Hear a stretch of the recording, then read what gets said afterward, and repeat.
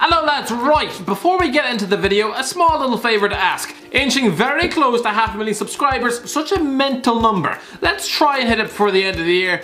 Anyway, that's enough of that, let's just crack back into the video. Hello, welcome to HITC Sport, and alright, what is this? Barcelona 2, Bayern Munich 8. Is this actually for real? Because that looks like a scoreline you might find on FIFA after playing against your cat. Actually, you know what? Even my bastard feline friend who put up a better fight than this, and he spends half the day licking his bastard crotch. Makes two of us. Barcelona. This is a club where we're supposed to be the holy institution of football. There's movies being made, sycophantic journalists scrambling over themselves to sniff Gerard Piqué's shoes. I have no doubt that when Gary Lineker watches Messi every week, he does so while simultaneously making love to his right hand. Barcelona are supposed to be sporting purists, a footballing art form. I'm sorry, but this was a footballing death, and not a quick and easy death, like falling off a skyscraper or being sat on by Craig Shakespeare. No, this was a painful, drawn-out death. Like being slowly nibbled to death by a family of hungry rats, whilst being forced to watch 6 seasons of The Big Bang Theory while listening to the best of Kylie Minogue. Just hideous. Barcelona, such public humiliation. They might as well have live-streamed the club president struggling to squeeze out a constipated dump in the airport toilet, because even that wouldn't be as embarrassing as this. Just like if you were caught making love to your cousin, how do they look anyone in the eye after this game? They might have been Barcelona by name, but some of this defending was on par with Leyton Orient. Lionel Messi has officially lost a Champions League quarter-final by 8 goals to 2. Messi, not Gabriel Obertan, not Sami Amiobi. Messi, football's most legendary Don. He's arguably the greatest footballer of all time, so watching a sporting great being part of such an ugly, embarrassing farce, it's like watching Mike Tyson being smacked around by the Wellstone Raider, or if Michael Jordan had been outjumped by Peter Dinklage. I don't care that it's been a long hard season. I don't care that they only dispatched Napoli 6 days ago. There is no excuse, not even tired, weary legs. There is no excuse for conceding 8 in the Champions League quarter-final. Not even if half the team was riddled with f***ing polio. This was the first time Barcelona have conceded 8 goals since 1946. Messi wasn't even a dot in his granddad's nutsack back then. And lads, for those of you who think this is a one-off game, i.e. a fluke, don't even go there, because no, I make this video every goddamn year. Just like me weeping into my pillow on Christmas Day, this is becoming an annual tradition. Barcelona choking on a European stage has become about as inevitable as me dying an early death covered in cat feces. The end is nigh for Barcelona. Start sounding that death knell because the walls are caving into the new camp. Okay, I realise I sounded half asleep. I honestly sound like Alfie after being shot by an elfin tranquilizer gun. And yes, I have the sideburns of an Amish farmer. But still, the point remains the same. Since winning the Champions League in 2015, here are a bunch of results that Barcelona have enjoyed in this competition over the last 5 years.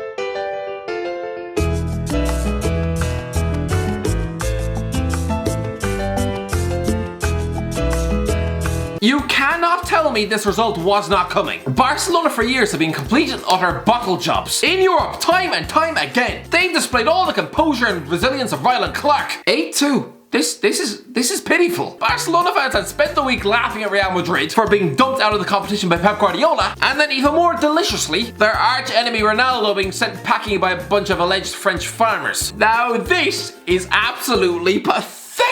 Sure, Barcelona are a historically beautiful club, but Arturo Vidal came out this week and called them the best team on the planet. Where does this nonsense come from? It's a myth. They're not even the best team in Spain. It's like Helen Mirren coming out and saying she's the most beautiful woman on the planet. Maybe in 1932, but in the modern day, you look like a shriveled up old peanut. This is gonna look very insensitive when she dies. Seriously, where's the proof of Barcelona being the best team in the world when you spunk your European hopes up a tree every goddamn year? Sure, you can destroy the likes of Levante and Espanyol every goddamn week. Great, but when it matters on the European stage, you just spend the night choking like a dog who's just swallowed a garden gnome. Clearly, as a club footballing dynasty, you handle pressure about as well as Joe Weller in a boxing ring. This isn't even the first 8-2 result I've talked about this week. Did I just speak this result into existence? Do my video titles predict the future? If so, I'm waiting.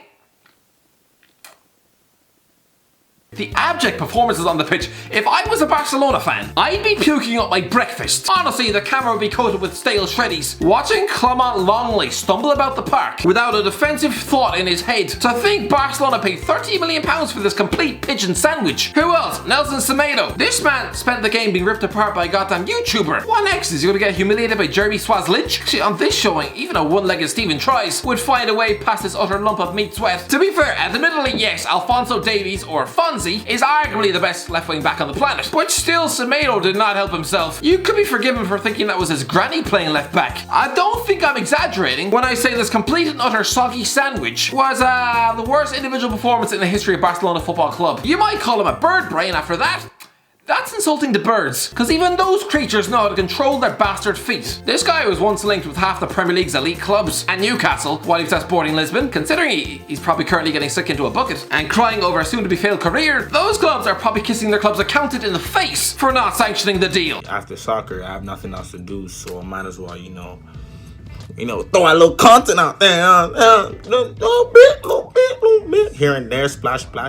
Hold on, this is how I think. What? This is no.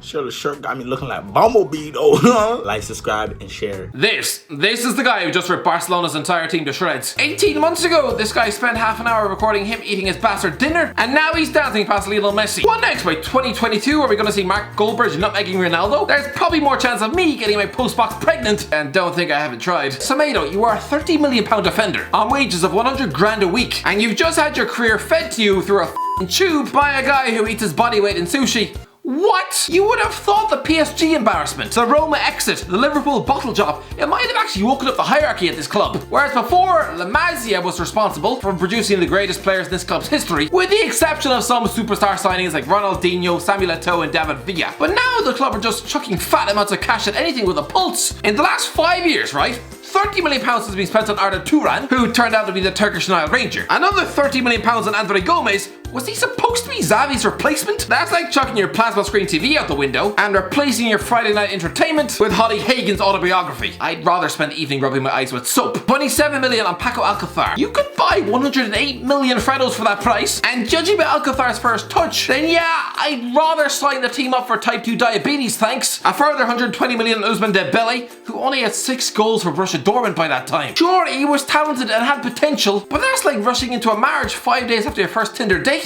Or like letting a fat BGT contestant sing at MJ's funeral. He didn't even get to be meet Michael Jackson. Lads, slow down. Had you waited a year or two, you'd realise Dembele is just an injury-prone lump with a shooting accuracy on par with Christian Atsu. £130 million to Philip Coutinho, only to let him rot on the bench. Nearly £40 million to sign for Paulinho, bringing him in from the back house of China. Again, £30 million on a right back who can't defend. The nonsensical £10 million arrival of Yerry Mina, only to sell him within 6 months. Nearly £40 million on Malcolm. You'd have been better off signing Malcolm in the middle. £30 million on Longley, £16 million on Arturo Vidal. Might have been a good signing in 2013, but he's currently 33 and with legs like custard creams. You'd been better off signing Vidal Riley. A 29-year-old Antoine Griezmann for another £100 million, £70 million on a relatively unproven Frankie de Jong. What's more, the signings of Kevin Prince Boateng and Martin Braithwaite was proof enough that the Barca owners probably need medical testing. It's almost as if the Neymar sale single-handedly ruined this club. Almost as if giving them a cheque for £200 million gave them a license to chuck money around like loose confetti. They've turned into Conor McGregor after the Floyd Mayweather payoff. Suddenly, this former Dublin plumber was paying for yachts, fur coats, and goddamn a bush, and never mind. No, just kidding. As we all know, he only lays with his committed girlfriend of 14 years.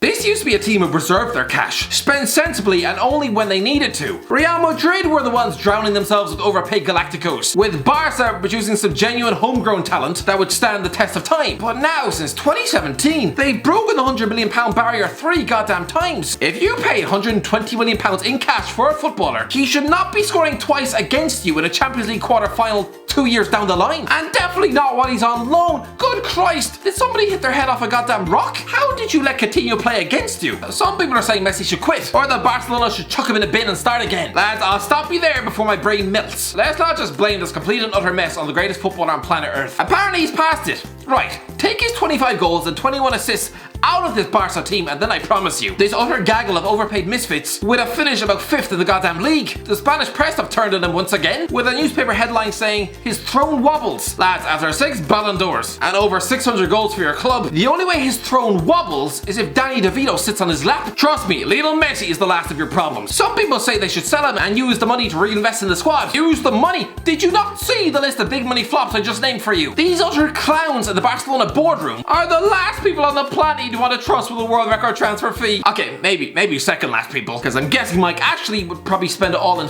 Greg's. Christ above, £250 million in ham and cheese pasties. I'm pretty sure he'd end up shitting out a kidney. Going through the team, yes, Marc-Andre ter Stegen is still a world-class keeper, but Nelson Semedo, as we've established, is a brain made of cottage pie. Clement Longley, allowing him to waddle onto the pitch in a Barca shirt. The famous colours that have been worn in the past by some of the most iconic defenders to ever live. It's like letting Ollie Murs wear the crown jewels. Gerard Piqué was a world great, but he's 33. Past his best, and this was probably his worst performance since lasting 7 seconds with the Colombian pop star. Sergio Busquets was once a world-class DM, but against Bayern he was like the Spanish Charlie Adam. Luis Suarez took his goal well, but spent most of the game just taking the tip off. 16 league goals this season. He's a Barcelona legend, but he's 34. Start phasing him out of the team. Anyway, that's the end of it, lads. Let me know in the comments below, what do you think about this Barcelona team? Let me know. If you enjoyed the video, don't forget to like, subscribe, and as always, I'll talk to you in a while.